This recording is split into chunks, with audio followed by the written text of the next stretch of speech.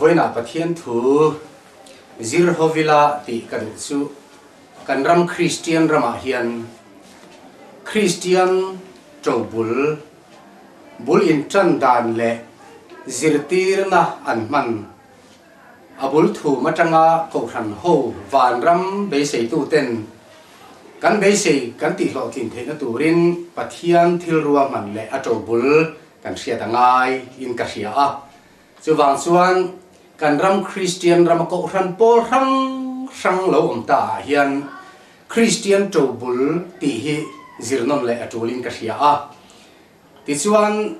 kan Bible thu min tran pui tu turin zol nei Daniel le khabu bung khat na chang thum na le chang li na thu te hi kan lo chia ra nge tin lal chuan Israel fa te jinga mi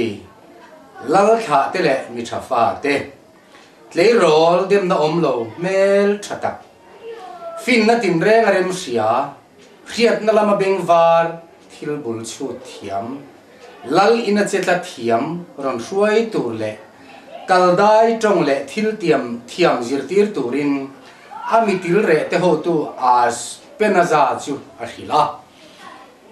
helaya ka handu tak mai chu thil bul chu thiam ti hiani kaldai tong te le an thil thiam zir tur ma a thil bul chu thiam an ma mo ni si chuan chatuan ramalu tura pathian chandam na chang turin thu thung thar chandam na zirtir na trobul kan zirnon le ngaya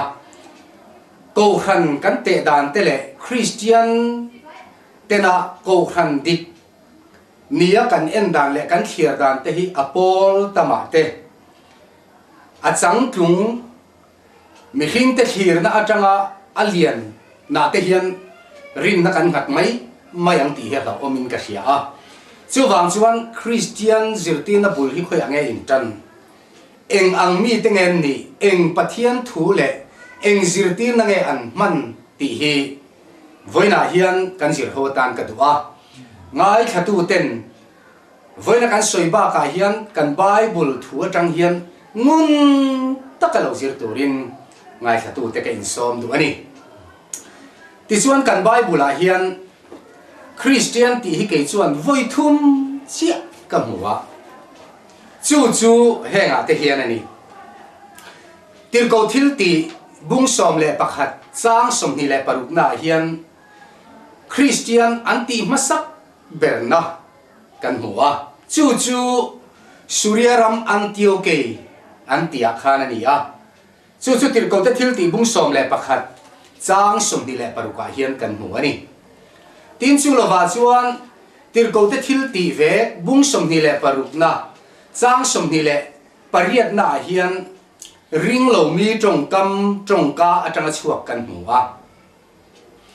pola mana ni khan lal akripa ma an hruaya pola chuan lal akrip zol nei te thu i oyen ki oi ti ka hria atia ti chuan agripa chuan pola hena reilo te chau mi thema Christian mi siam itumani hi ti in agripa chuan soya chu Christian ti tongkam kan Bible kan mu pani na ani le a pathum na chuan Peter le khathon pakhat na bungli na chang som le paruk na hian kan muwa chang som pangana tang kan chiar chuan nima sela injinga tu man tual that tu ani wangina mo rugru ani awangina mo thil ti sual tu ani awangina mo midang te thil ti rel sak tu ani awangina mo tuar su se ama ero chu Christian ani awangin tuar sela zak su se ti in petrahian alo soya chu kan Bible Christian kan ti an trobul kan mu te chu an ni a ti chuang Christian te chu eng ang mi nge eng doctrine mang nge eng angin nge bulan tran ti hi voina kan chui tur chu ni don ta ani mani thu a doctrine te siam chok chi ani lova mani thu van ram kal na tur kal kong te hi huai taka lo soi ve chi po ni lova kan pathian hi afim khur khopa ati mai lova hết tiếng ang hiền zol này lệ khabu lam te kan rom phê chuan kan hua zol này Isaiah lệ khabu kan chiar chuan hết tiếng ang hiền in kan hua ani in lo ngai thalok tiang hết thu hi apoi mo ngang aniang kan pathian hiền zol này pani nè na hết thu hi in ang chia chi na lo jiak tira chu chu hei hian ni zol nei sai le khabu bung ni na chang ni na a chuan he tiang hian kan mu a chang thum na nen hian i lo chiar tiang nin nu nu a te chuan he ti hian yanga lalpa in om na tlang chu tlang lian chunga te chuan ti nge in a omanga tlang te chunga chuan choi san in om bokang chu ta chuan nam tin reng te chu an kal nguang tin chi tam tak te chu an kalanga lo ho ula lalpa tlanga zakopa pathian ina chuan is hawang u ti chuan anin akong chan chin te chu min zir tiranga akal konga te chuan kan kalang an tiang zaio na tang chuan dan thu chu lo chuak don sia lalpa thu chu Jerusalem atangin alo chuak don ani he thu hi zol nei Isaiah Mesia zol nei ti an lo soi thin chuan alo soya he thu chia hi aziak dan dang lam mi alovin zol nei mi ka le khabu bung li na chang khat na le chang ni na thu chun alo ziak boka apoi mo le niam pathian in zol nei pani mangin he thu hi alo ziak ti re ni chu wangin thu thung thar chan dam na lalpa thu hi khovela khoro pui tak le kholian pui om ma se zirtir tan na turin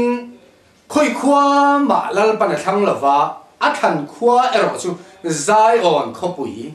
Jerusalem khopui nge hi thu thung thar chan dam na puan chua tan na tura zol nei manga pathian ni na lo soi chuani ti kan mu thei he thua tang hian tu lai kan rama evangelist wak vel tam tak ten thu thung thar chan dam na an puan chua thin hi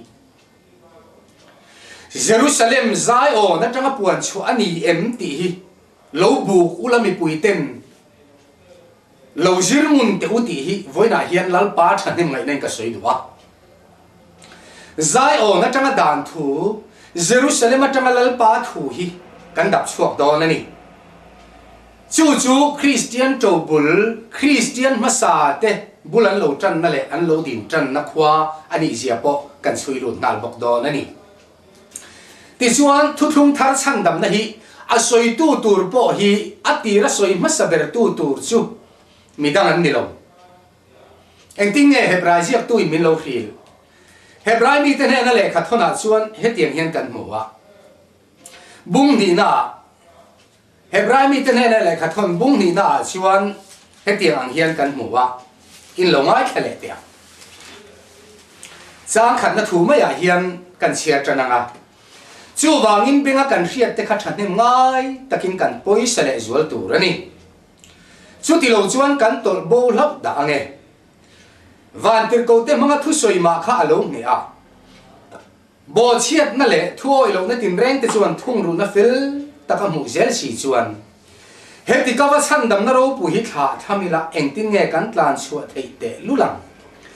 chu mi chan dam na thu chu atira lalpa manga soi ani to a hei hieni thu thung thar chan dam na thu hi lalpa Yeshua Kristan asoi masabera azirtir te nena adana azirtir te chu khovel pum puya kal chua ka puang dar turin acha ngal boka chu wangin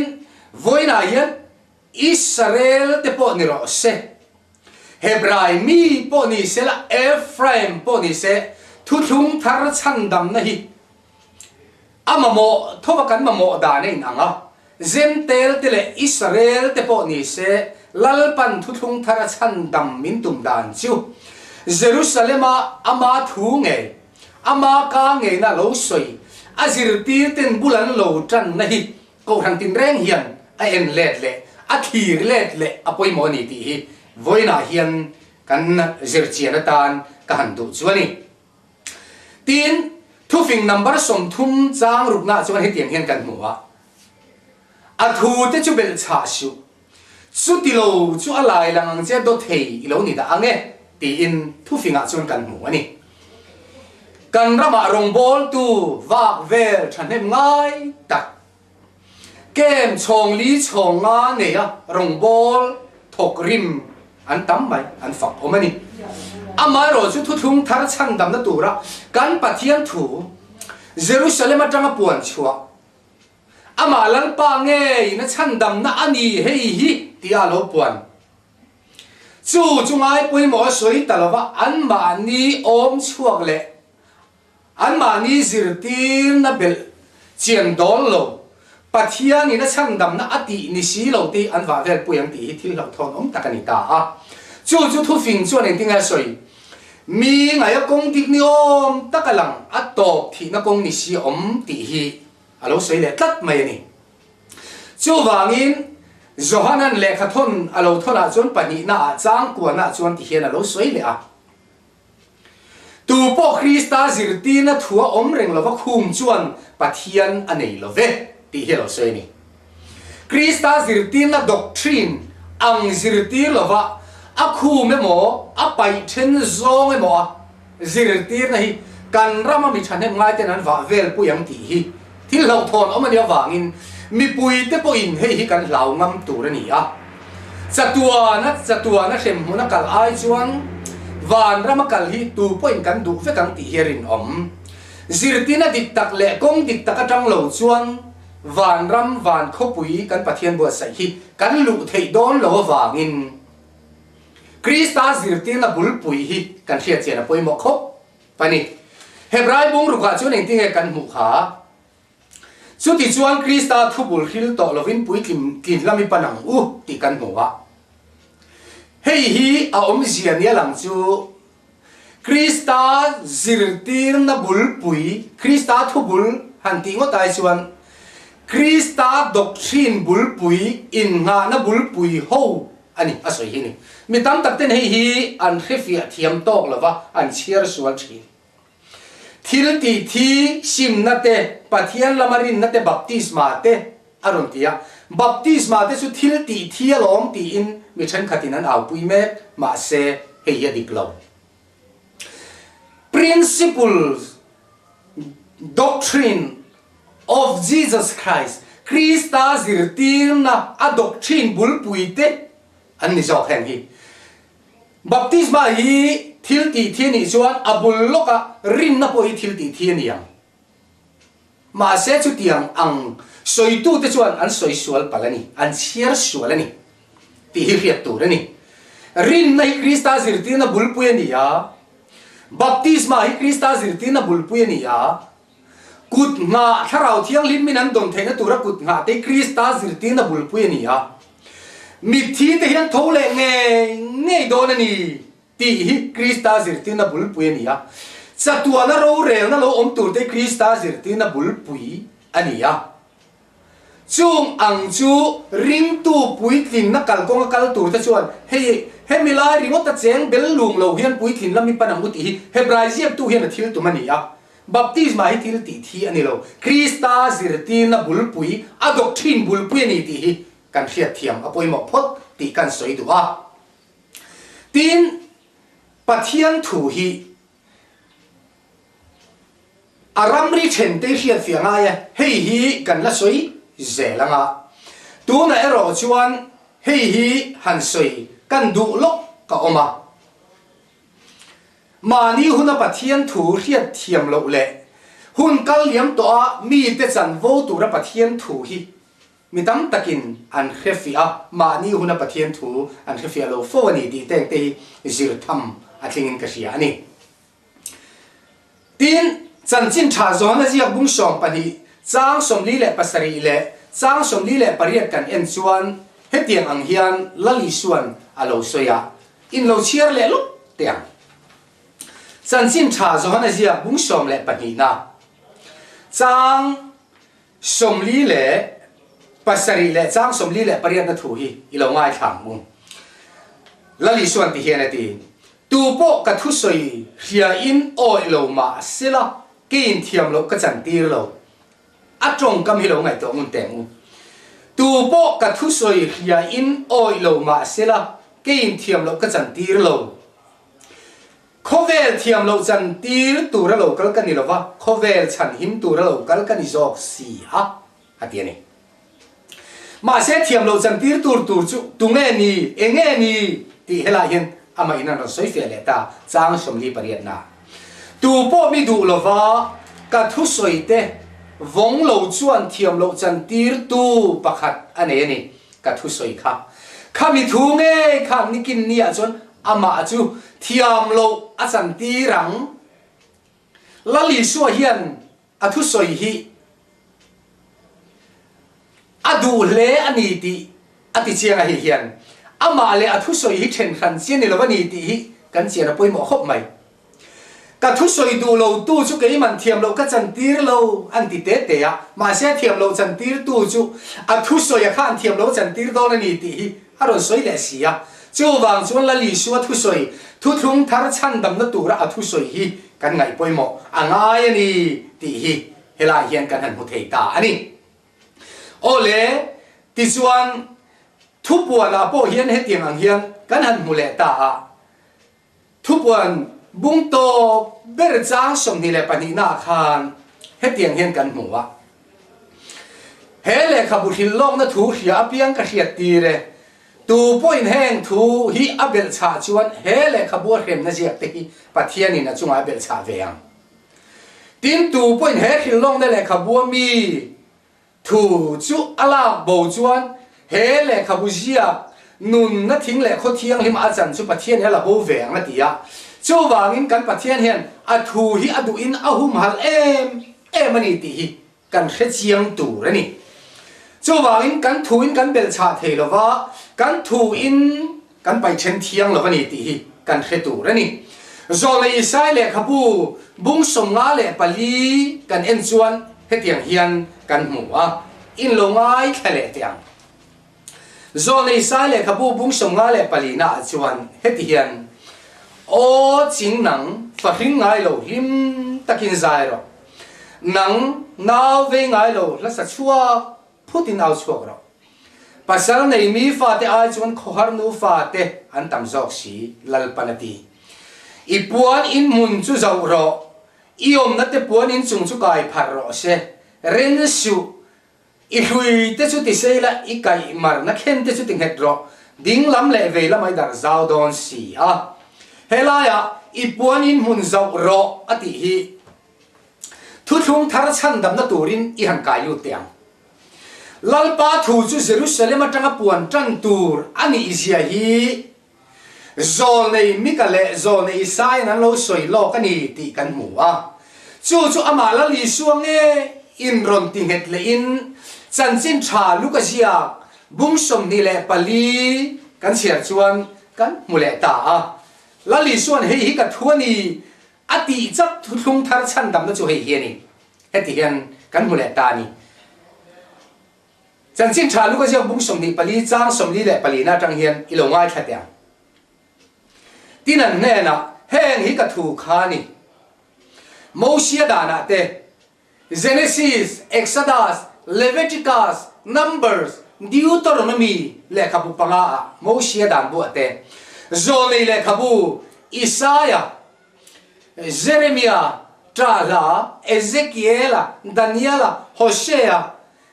Malakia khenga zolnei lian panga te le zolnei te som le pani te chung le khabu ate fakna labu zopa sham thufing thuhiltu lakhan khom labu ate ka chan chin zia ka piang alo khen tur zia in ne na ka om lai ka hil thin cheu kha tin zirti te ne na an soi phota ti chuan pathian le kha thu hiat nan an thin lung ati fing ta a tinan ne na heti hian zia khani krista chuan hre om atuaranga aum zia chu krista chu ti du dai na omanga an vua anga an beng anga chilan cha kanga cross an khen betanga athiang ati nani krista chuan hre om atuaranga ni thum nin mi thizinga ta tholeang ama mingin sim na thu le sual ngai dam na thu Jerusalem khuatanga tanin nam tin ne na an hilang ati ni chu Jerusalem khua tanga an hil tur chu sim na thu le sual ngai dam na thu hian ni ti ama la li suang ngai na lo soya chu ngei chuani Zion na tangin dan thu lo chua ka nga lalpa thu chu Jerusalem atangin tia zol nei panina an lo soi ngei chu ama la li suan aron nem heta Jerusalem atang ngei a thu thung thar chan dam na chu puan tana ni do na ni ti la li suan aron soi ta ani chu ni zol nei sai sia bung som nga le pali kan du kher na kha ipuanin mun zaura thu thung luya lalpa thu reng hi Israel ho nam som le nam ni ne tetan bi ka ni ti ila ka soi thui tam man lova adik thok ta ngai photan a huwa ma jim thin ti kha a huwa ma jim thin zente zong le mingo le mi hang kan zawa ya huam thu thung luya hian lalpa thu ala ngai lo chan dam na tura pathian thu thung thara athia phumi lo ma a tho le ama thi sen kal tlang nge thu thung thar chan dam na asiam hi chu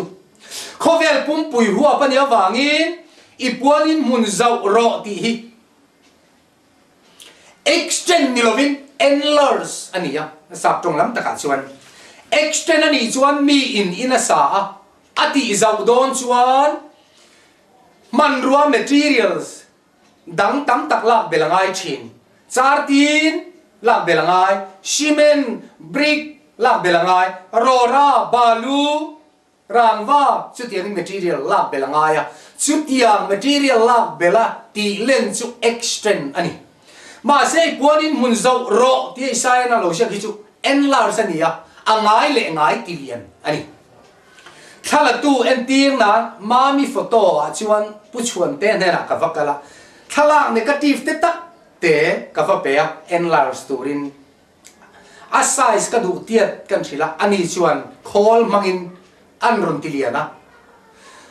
angai le ngai kha liana alen ta ka wangin ku jung tang hi paruk ani phalawa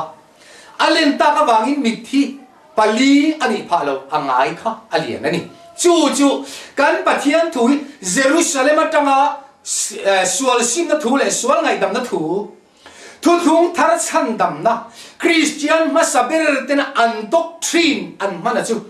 lung le ya po hian kan khila kan enlarge tu rani kan tilia na kan war sabanga khovel kum pui huwa pin kan soi tu rani ti kan pathian thui min zir tir da na ni a extend tu rani lova pathian thui enlarge tu rani chu lom zo hanan he tiang ne lo soi tu po Krista zirtin la thu om reng lova khum chuan pathian anei love lalpa ti in thu te tlang au pui ma se Isu Krista zirtin la doctrine ang lova soi chuan a extend ani awangin zohana chuan pathian nei lo alo te ni chu a poi mo kho mai a thu te chu bel cha su chu ti lo chu lai lang che do thei i lo ni da ange a te ni chu chu wangin tu na hian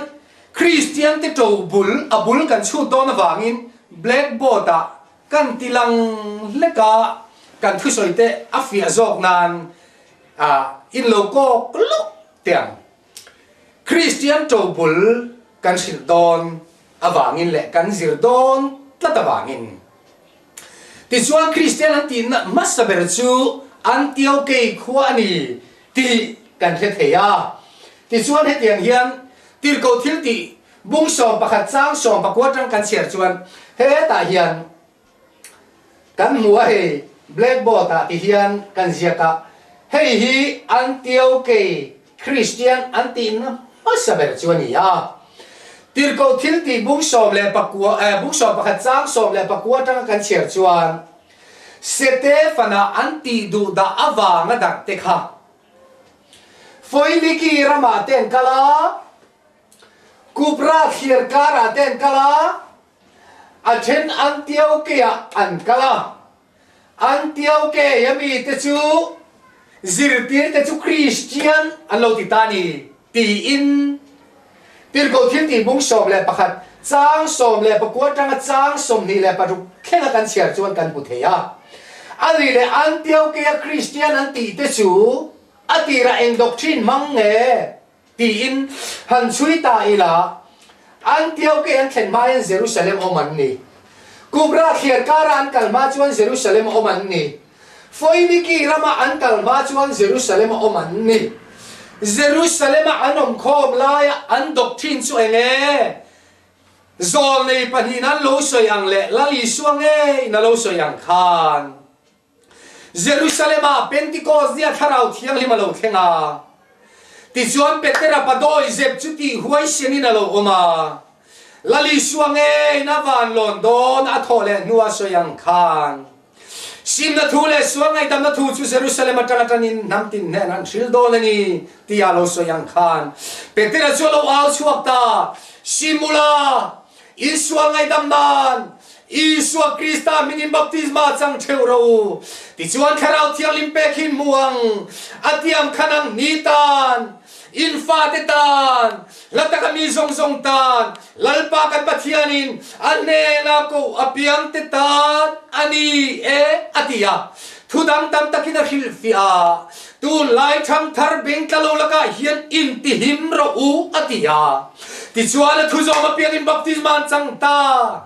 thu zo ma piang in baptisma chang ta chumini chuan mi sang thumbel chaina nom a chandam me ka piang te chu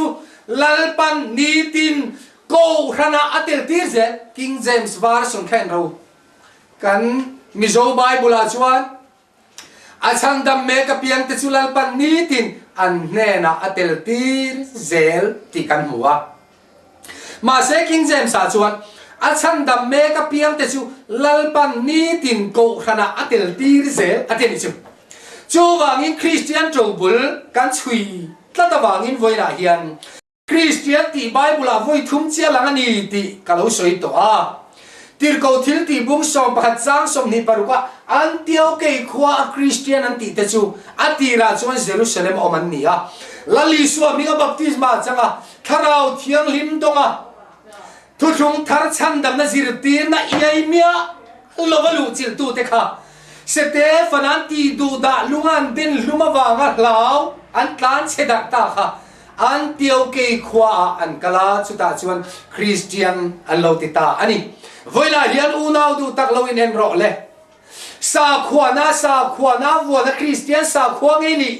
pathian thu zirtina dik tak Pentecost niam mi ang lu chil tu Christian nge ni sa kho Christian ti hi zo na pui mo takani thin lu alo in zo ro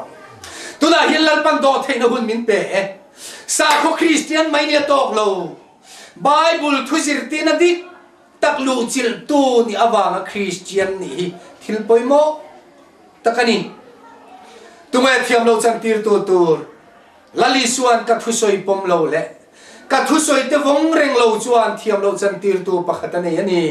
ka thusoi kha chuli thu ve chuan ma chuni kin nia ro re sakin omanga thiam lo chan tir don ani ti in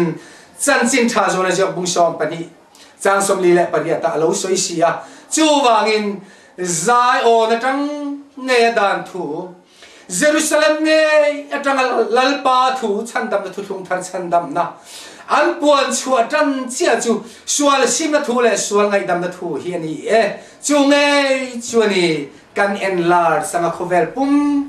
puya kan ti kha tlat tur chu ni asoi masaber tu chu lalpa ni ti hebra je bung ni kan mu kha lalpan sim na thu le sual ngai dam na thu hi khilani don ti hero soya aringa baptisma chang chu chandam ani don ti hero soya avan lon dona soini chu aka nge na lo soi chu ani ka thu soi khan thiam lo chan tir turin nikin nia ro re na nia lak chwal ani le don ti alo soi chu ni chu wangin voina hian thungai thatu te zong sa kho Christian nge kan ni pathian thu thung thar zirti na chandam na kal kong dik takakala lu chil tu Christian ti hi kanin en fian dar thalanga tan invai ama lalpa thanem ngai nei karon bung chua kani lalpan ngai thatu te mal som churo se